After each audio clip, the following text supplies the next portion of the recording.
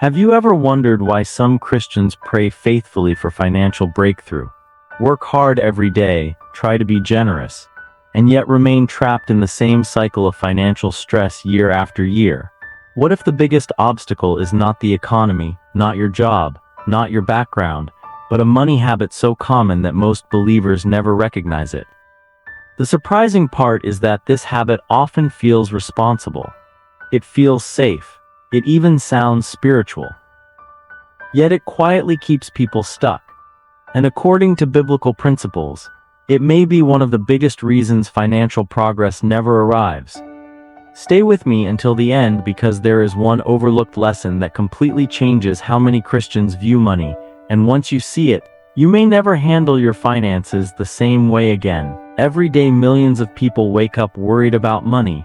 They think about bills before breakfast.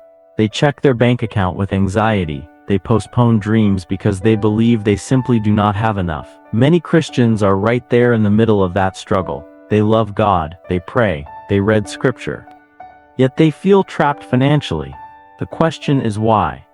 The answer is not always a lack of income. Sometimes it is a pattern of thinking and behavior that quietly sabotages financial growth. One of the clearest biblical principles about money is stewardship. Throughout Scripture, people are repeatedly entrusted with resources and expected to manage them wisely. In Jesus' parable of the talents, servants received resources according to their ability. The servants who used what they were given wisely saw increase. The servant who acted out of fear buried what he had and experienced loss. Notice something important. The problem was not that he started with less. The problem was what fear caused him to do. Many Christians today have developed a money habit rooted in fear. They avoid learning. They avoid planning. They avoid investing in skills. They avoid taking responsible opportunities because they are afraid something might go wrong. Fear disguises itself as caution, but over time it becomes financial paralysis. A person can pray for increase while simultaneously burying every opportunity that could produce it. The practical application is simple. Identify one area where fear has stopped you from growing. Maybe it is learning a new skill. Maybe it is starting a side business. Maybe it is creating a budget. Take one small action this week instead of waiting for perfect certainty. But this is not the most important part. There is another money habit that often hides beneath the surface. It is the habit of consuming everything and building nothing. Many people earn money and immediately spend nearly all of it.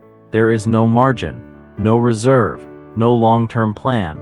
The book of Proverbs repeatedly praises wisdom, planning, diligence, and preparation. The principle appears again and again. Wise people prepare for the future instead of living only for today. Yet modern culture constantly encourages the opposite.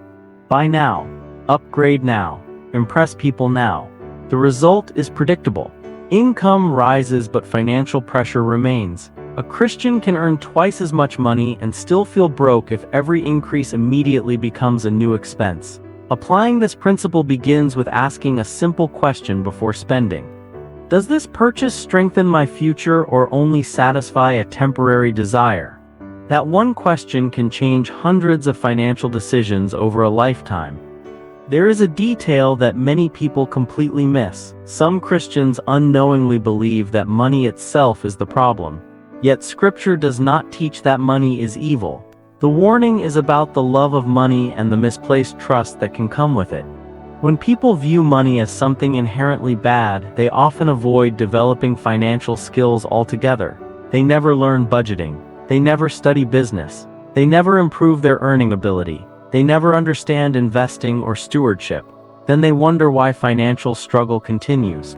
Jesus frequently used examples involving resources, investments, workers, wages, and stewardship because practical management matters.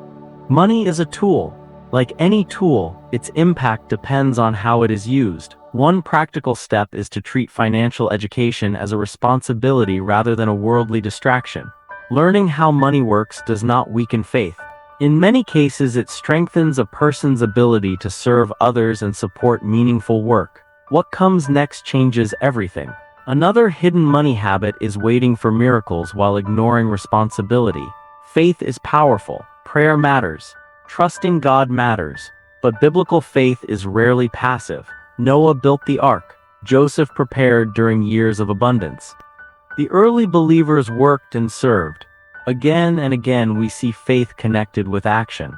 Yet many people secretly hope that a dramatic breakthrough will solve problems that disciplined habits could solve over time. Imagine two people praying for financial improvement. One continues spending carelessly, avoids planning, and refuses to learn. The other prays while building better habits every month. 5 years later, the results are often dramatically different. Faith and action were never meant to compete. They are meant to work together. Start where you are, track spending.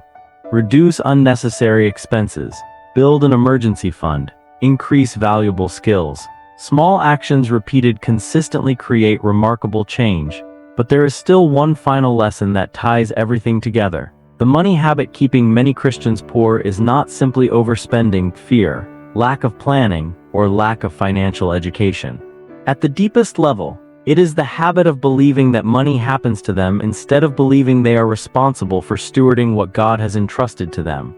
When people see themselves as victims of every circumstance, growth becomes difficult. When they see themselves as stewards, everything changes. Stewardship creates awareness. Stewardship creates intentionality. Stewardship creates responsibility. And responsibility often opens doors that passivity never will. Let me share a simple story. Imagine two men working the same job and earning nearly the same income. Both attend church. Both pray for financial breakthrough.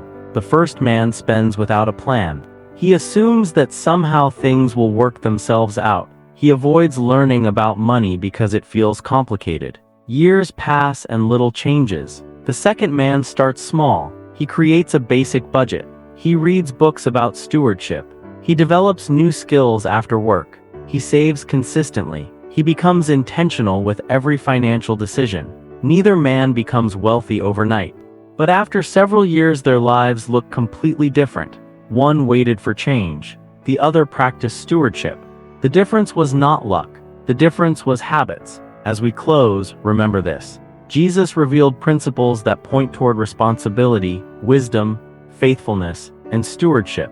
The money habit keeping Christians poor is often the habit of fear-driven passivity. It feels safe in the moment, but over time it quietly limits growth.